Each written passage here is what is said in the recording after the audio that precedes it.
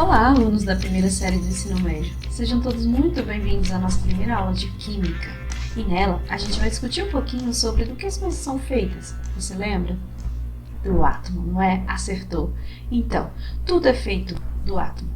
Você, suas roupas, aquilo que você come, o que você bebe, seu cachorro, seus bens materiais, enfim, tudo que é material é formado por átomos.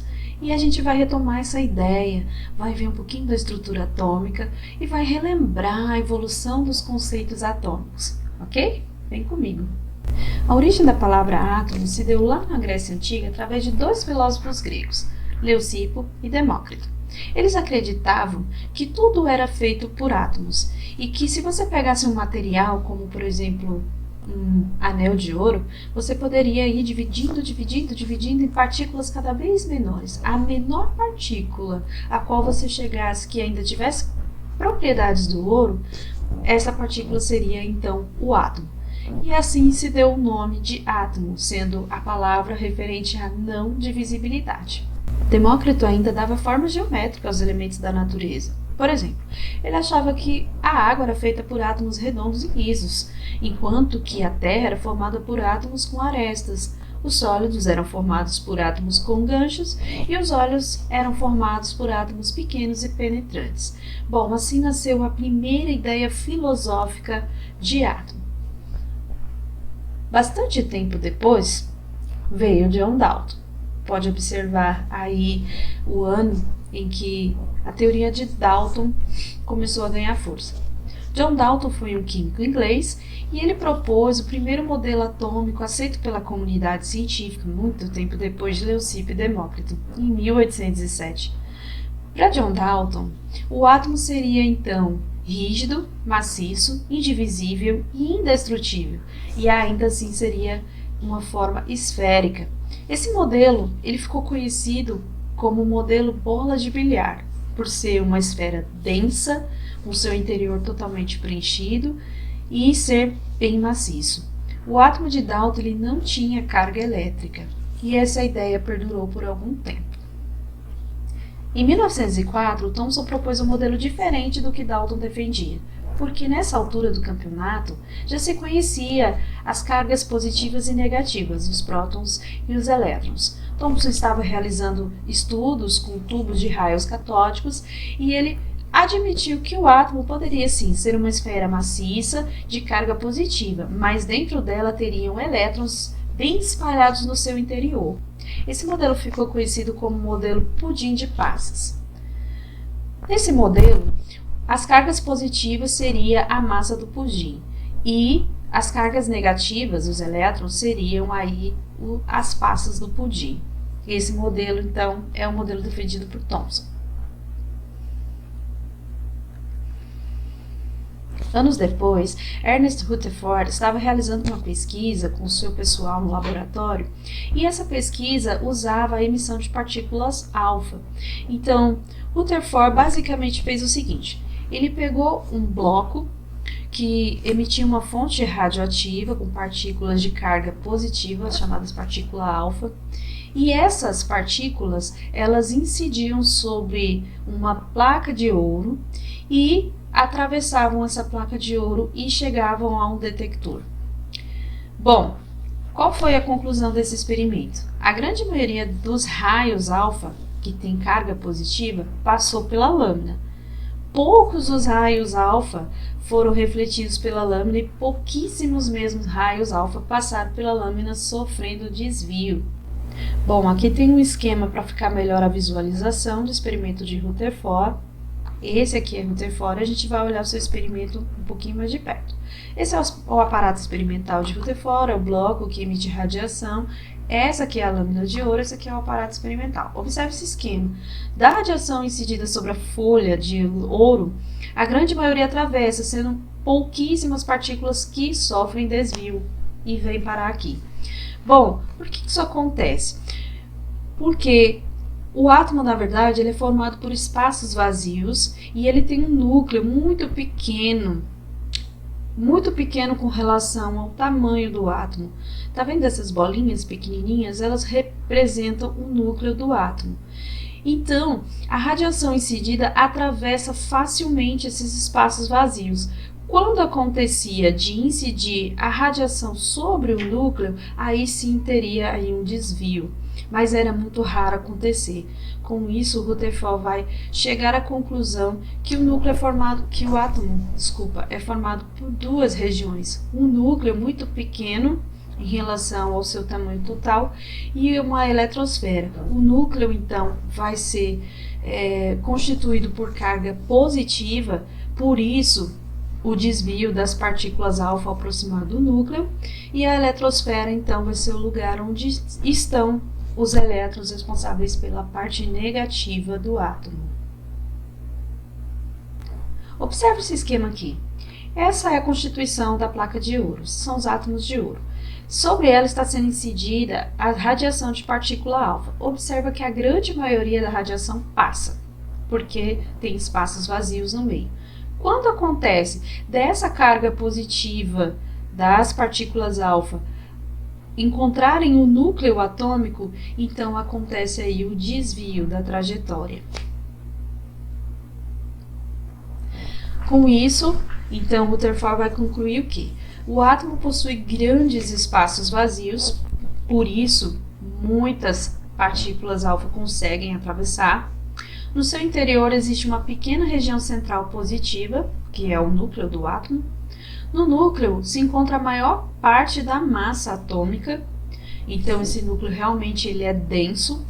Os elétrons vão girar em volta do núcleo em órbitas circulares na eletrosfera, e esse modelo também ficou conhecido como o modelo planetário. Porém, o modelo de Rutherford tinha algumas falhas. Por quê? Nessa altura do campeonato, já se sabia que todas as partículas, quando elas são submetidas a uma aceleração, elas vão emitir uma onda eletromagnética. Então, assim, o elétron ele também está submetido a uma aceleração no movimento orbital. E aí ele vai emitir onda eletromagnética. Se a gente pensar no modelo de Rutherford, com a emissão de energia, o elétron ele perderia com o passar do tempo energia cinética e potencial também, e aí pouco a pouco ele se chocaria com o núcleo, e a gente sabe que isso na prática não acontece, então esse modelo foi refutado. Bom, logo em seguida veio Niels Bohr, que foi um físico dinamarquês. No ano de 1913 ele vai propor um novo modelo atômico. Esse modelo possui um núcleo central e os elétrons vão descrever órbitas circulares em torno do núcleo, assim como Rutherford também defendia. Mas para Bohr tem algumas restrições. Para ele, os elétrons só podem ocupar determinados níveis de energia. Esses níveis de energia eles organizam o movimento dos elétrons e cada órbita corresponde a um valor de energia. Para Niels Bohr, o átomo tem um núcleo pequeno, denso e positivo, assim como Rutherford defendia, e ao redor desse núcleo existem níveis diferentes de energia. Quanto mais próximo do núcleo, mais baixo o nível de energia, e quanto mais distante do núcleo, mais energia, mais alto é o nível de energia. Assim, nesse esquema aqui, ele vai colocar como núcleo aqui, na primeira camada, sendo nível 1 ou camada K, podendo haver só 2 elétrons circulando ao redor do núcleo. Já na segunda camada, que a gente chama de camada L ou nível 2, pode haver até 8 elétrons aí circulando ao redor do núcleo. E na terceira camada, seria a camada M ou nível 3, podendo haver aí até 18 elétrons orbitando ao redor do núcleo. Existem mais camadas, a gente já estudou sobre isso, 7 níveis de energia, 7 camadas, mas vai seguindo essa mesma sequência lógica. Também é importante falar sobre o salto quântico. Um átomo, quando está no estado fundamental de energia e sobre ele é incidida uma energia de fonte externa, o que vai acontecer? O elétron vai absorver essa energia e vai ficar com excesso de energia. Esse excesso de energia a gente chama de estado excitado. E aí, ele vai ter energia demais para o nível que ele está ocupando. Então, o que vai acontecer? O elétron vai saltar para camadas mais externas de energia, vai ocupar níveis maiores de energia. E quando ele decidir retornar para o seu nível original, para o seu estado fundamental, ele vai jogar fora esse excesso de energia na forma de fótons ou luz. Observa aqui no esquema, é muito rápido. A energia vem, o elétron absorve, pula para uma camada mais externa, no estado excitado, joga fora na forma de fóton e volta para o seu estado original. Esse é o princípio do funcionamento dos fogos de artifício, por exemplo.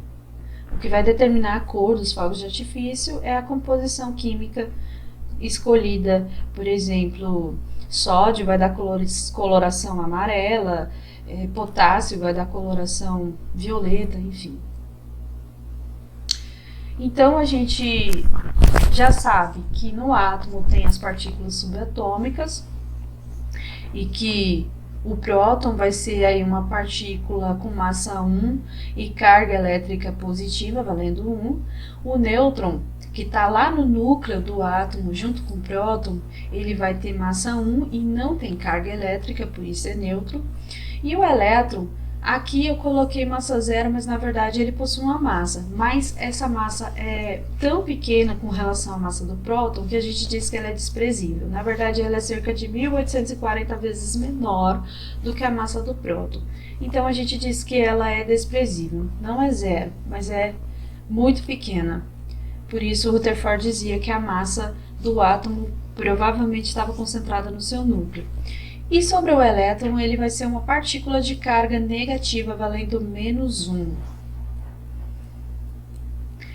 Para a gente identificar os átomos, então, a gente identifica os átomos a partir do seu número atômico. Então, se é um número de identificação, logo a gente entende que é um número único para cada elemento químico, para cada átomo.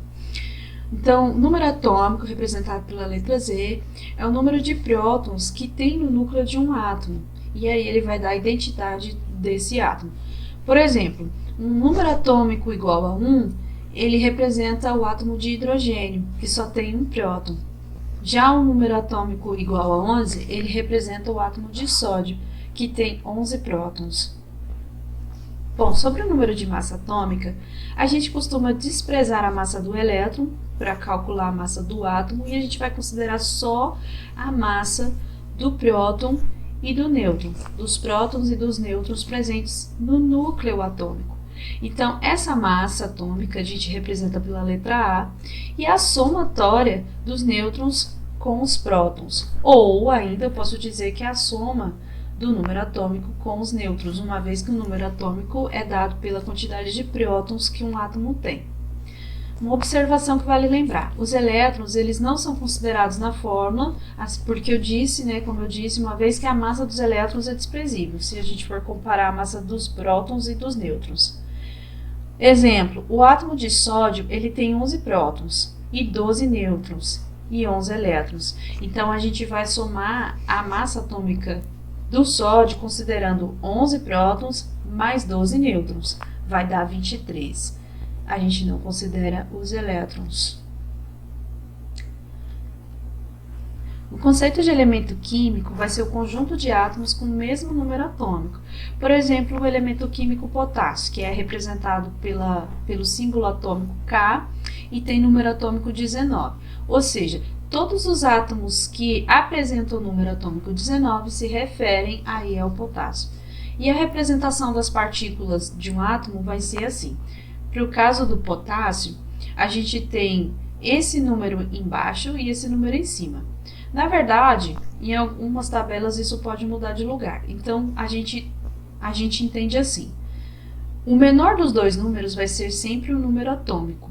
E o maior dos dois números vai ser sempre a massa atômica, uma vez que a massa atômica, lembra, é a soma dos prótons com os nêutrons. Tá? Então, para o potássio, a gente tem número atômico 19, massa atômica 39 e número de nêutrons 20. 39 por quê? Porque 19 prótons mais 20 nêutrons vai dar 39 a massa do potássio. Galerinha, também é importante lembrar que na tabela periódica os elementos químicos não estão ordenados de forma aleatória, não.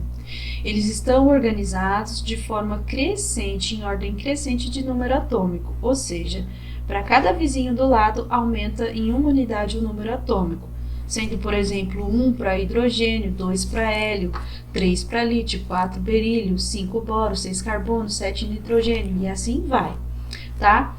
O número atômico representa a quantidade de prótons, tá? Mas é também, num átomo neutro, a mesma quantidade de prótons que o átomo tem é também a mesma quantidade de elétrons. Então, aqui nesse esquema, ele está representando o número atômico e a sua relação com o número de elétrons de um átomo normal. Observa que conforme a mudança do elemento químico, vai crescendo um elétron aqui na eletrosfera.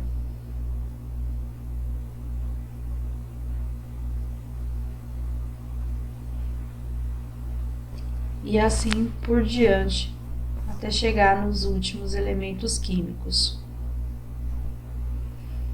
Bom, eu espero que essa aula tenha servido para a gente refrescar a memória, lembrar de tudo que a gente já viu em sala. Eu aguardo vocês na próxima. Bons estudos e tchau!